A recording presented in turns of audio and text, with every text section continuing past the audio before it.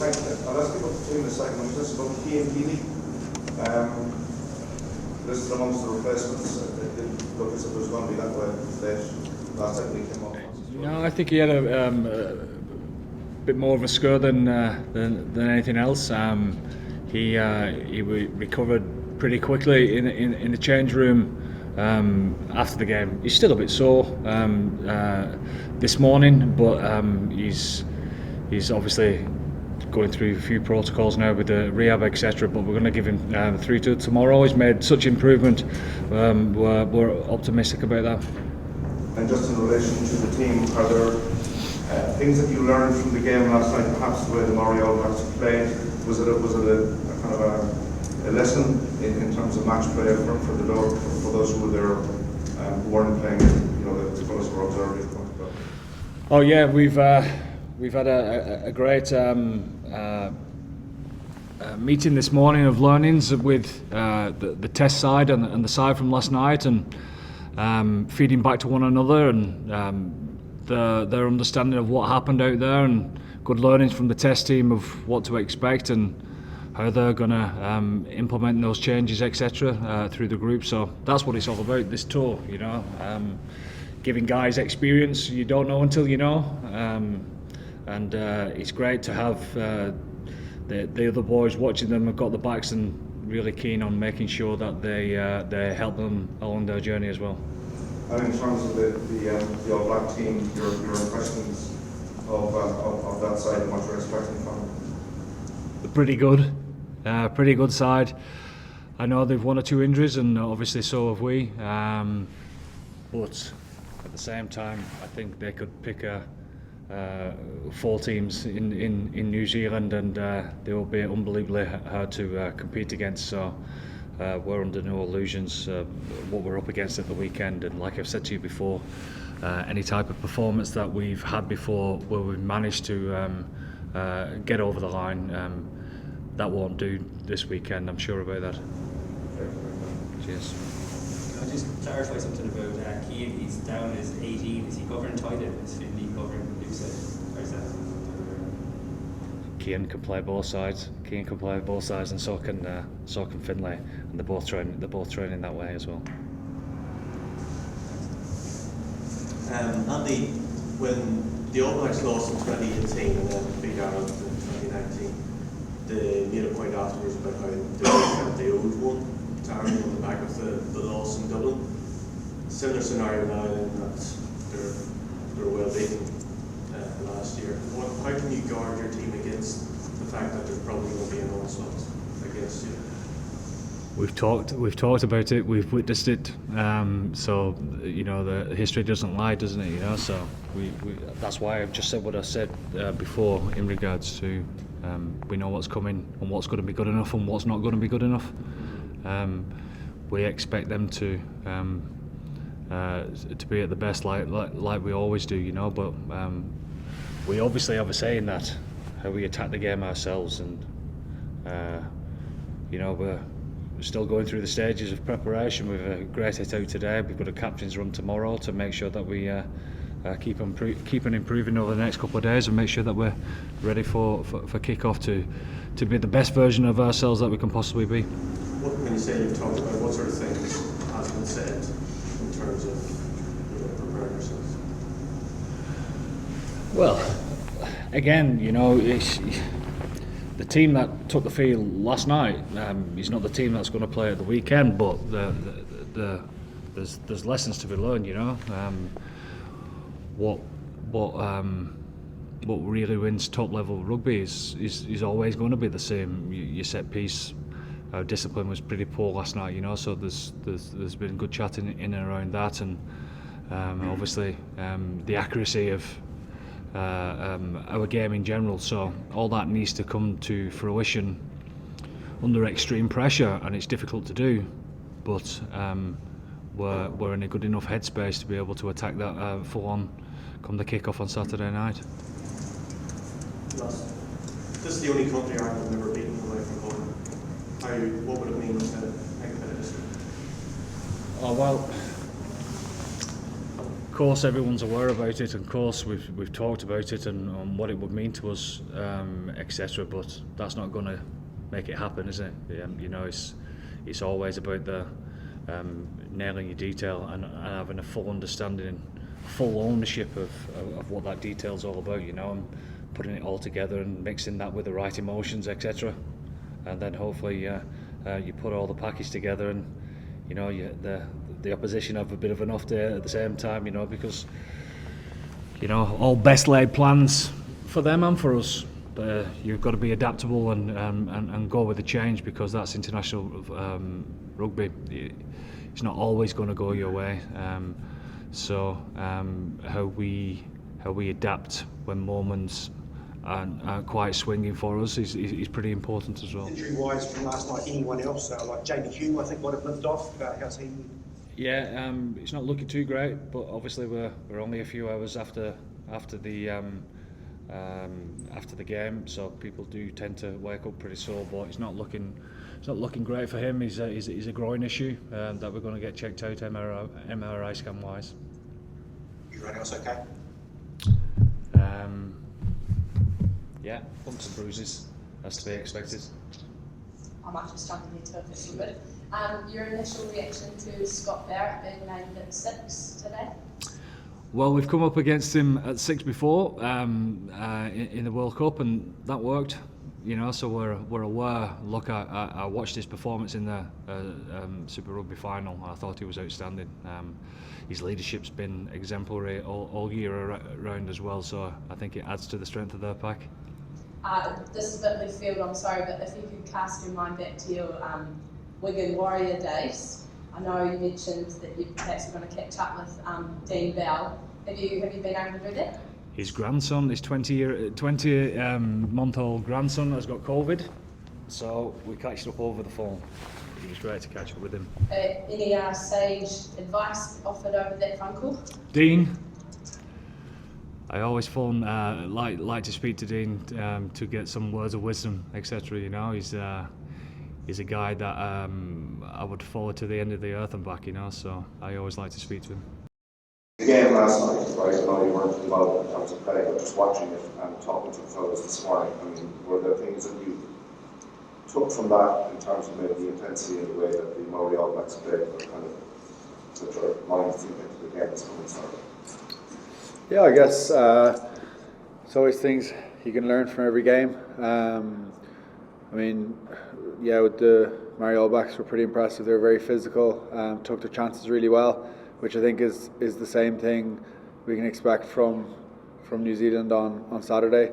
But I think looking back and kind of we did a bit of a review of the game earlier, I think a lot of the stuff was within our control. I thought discipline could have been better. It was small little things that you can't really get wrong. And the game, the second half, then we came in and put a much better performance. But I suppose the game was probably a bit away from us at that stage. But certainly there'll be things we can learn from it, and there's always positives to every loss that you can take a few learnings from it. So hopefully we'll do that for Saturday.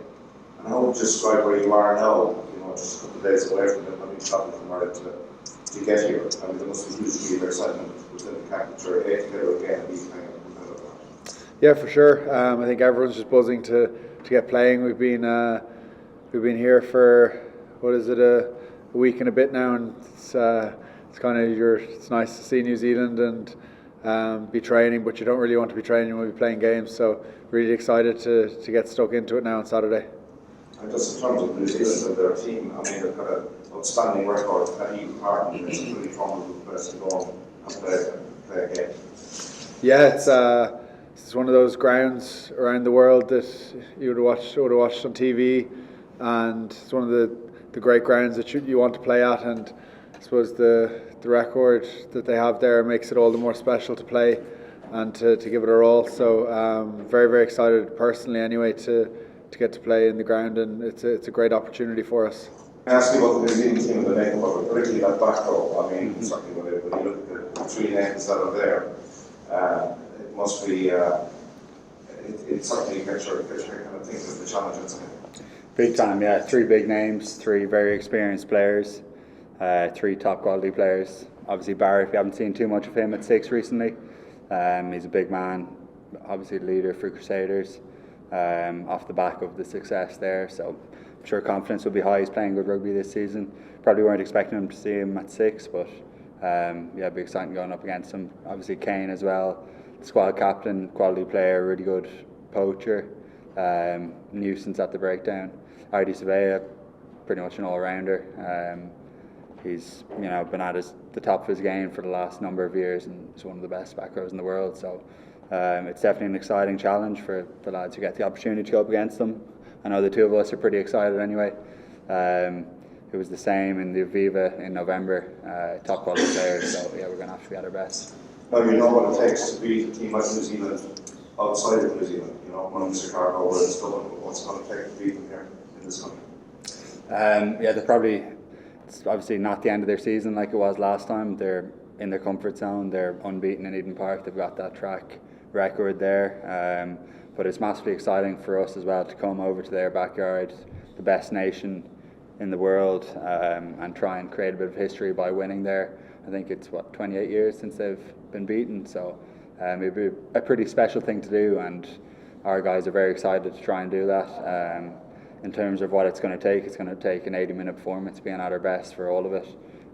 We know we are going to need to be better than we were in November, and we think we've taken some strides there. And do you think that you need to be, and Bob Hickson about less predictable? Do you need to have the element of surprise? Yeah, I think probably the way we train, there's quite a bit of unstructured stuff, so it's sort of inherently unpredictable at times. And I think the longer we train like that, the more instinctive we get with each other, but there's still variation in what we're doing. So I think we're getting hopefully the best of both there. Cheers. Caelan, Yep. it's interesting what you're saying there about the reference to 28 years. The fact that Ireland have beaten the All Blacks for the first time in recent times, the fact that the beaten South Africa away for the first time ever, 2016, 2 Grand Slams in the last 13 years. And before that it was 1948. Have we reached the point now where we don't have an inferiority complex no matter where we play and no matter who we play against? I think so, yeah. I think there's huge belief in individuals, in ourselves, in each other, in what the coaching staff are trying to do in some of the games and performances we've had over the last 18 months or so. So I think there's massive belief building, and I think we genuinely believe that if we get our stuff right and we perform to our capability, we can beat whoever we play on the day. So it's pretty exciting being in that sort of space. I think it's probably evolved quite a bit over the last number of years. And yeah, it's an exciting place to be. Josh, when people like us talk about history and talk about, it's almost free as a daunting thing.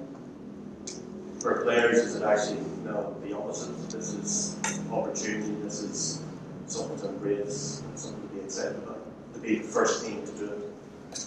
I think so, for sure. I mean, certainly my mindset, and I know Caelan's the same, is big excitement. I mean, they're the games where we're all competitive people. It's probably why we've ended up playing sport for a living.